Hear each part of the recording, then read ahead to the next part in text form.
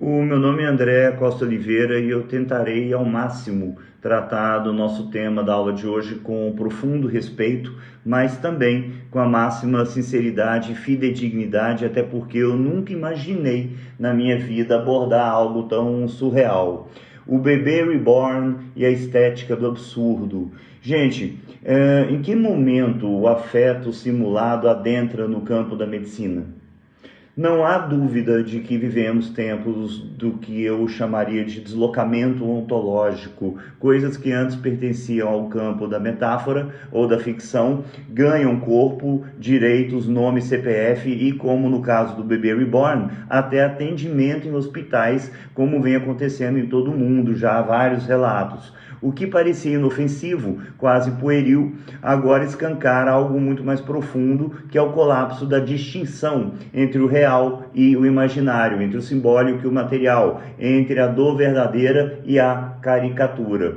O fenômeno do bebê reborn, que são bonecos hiperrealistas que imitam recém-nascidos, passou de um mero hobby artesanal a um simulacro terapêutico e, mais recentemente, a um escândalo do ponto de vista ético. Há relatos verídicos de médicos e enfermeiros que, pressionados por tutores ou tutoras desses bonecos, foram convocados a atender as suas crianças, entre aspas. Trata-se de um episódio tragicômico, mas que exige uma reflexão profunda. Alberto Camus definiu o absurdo como a ruptura entre o desejo humano de sentido e o desejo indiferente do mundo. Em suas próprias palavras, o absurdo nasce deste confronto entre o apelo humano e o silêncio do mundo. Fecha aspas. E isso em O Mito de Sísifo, publicado em 42. No caso dos bebês reborn, o que vemos é um deslocamento radical do apelo afetivo, seja da dor, do luto, da solidão, do desejo material ou da infantilização psíquica, tentando preencher-se não com vínculos reais, mas com a simulação extrema. Essa substituição do vínculo por um objeto, levada ao ápice do delírio, quando o Estado ou o sistema de saúde se curva a essa fantasia, é a própria encarnação do absurdo. Eu entendo que é necessário admitir que para algumas pessoas o bebê reborn representa, sim, um tipo de conforto psíquico. Mulheres que perderam filhos, por exemplo, ou que não puderam ser mães, ou que sofrem de solidão crônica, encontram nesses bonecos um substituto emocional. Só que compactuar com essa situação indefinidamente é omitir-se diante de uma situação psiquiátrica gravíssima. E essa situação psiquiátrica gravíssima fica ainda mais aterradora quando a fantasia começa a exigir reconhecimento público, institucional e até médico.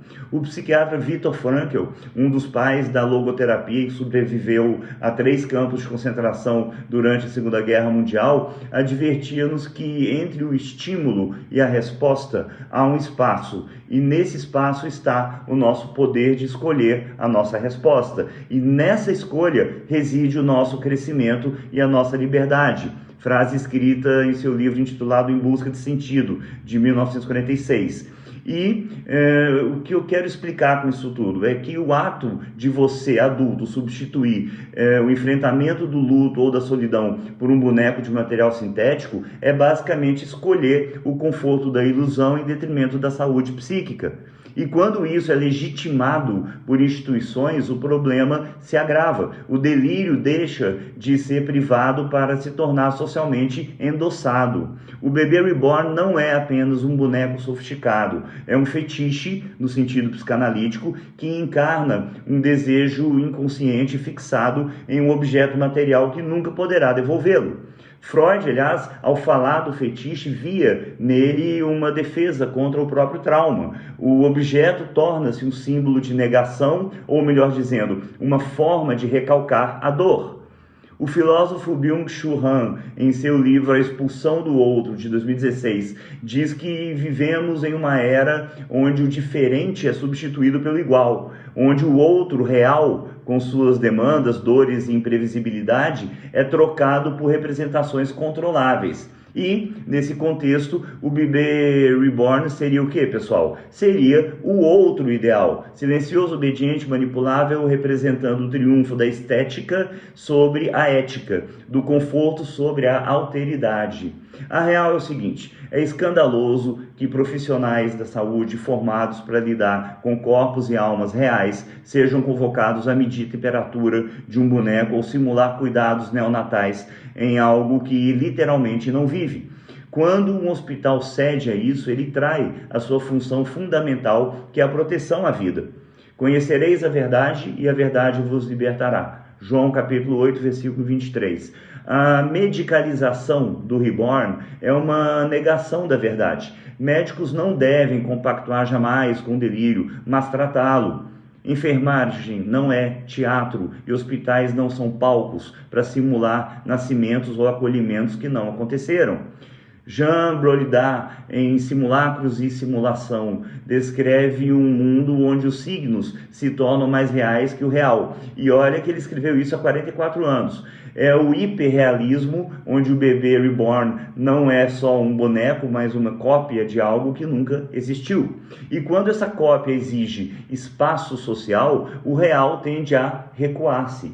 Broliat ainda afirma que vivemos em uma época em que a realidade se ausenta e o simulacro toma o seu lugar. Ou seja, pela lógica do simulacro, não é mais preciso parir, amar, criar ou perder um filho. Basta comprar um boneco, fazer um enxoval, montar um quarto e exigir do mundo que entre nesse jogo bizarro.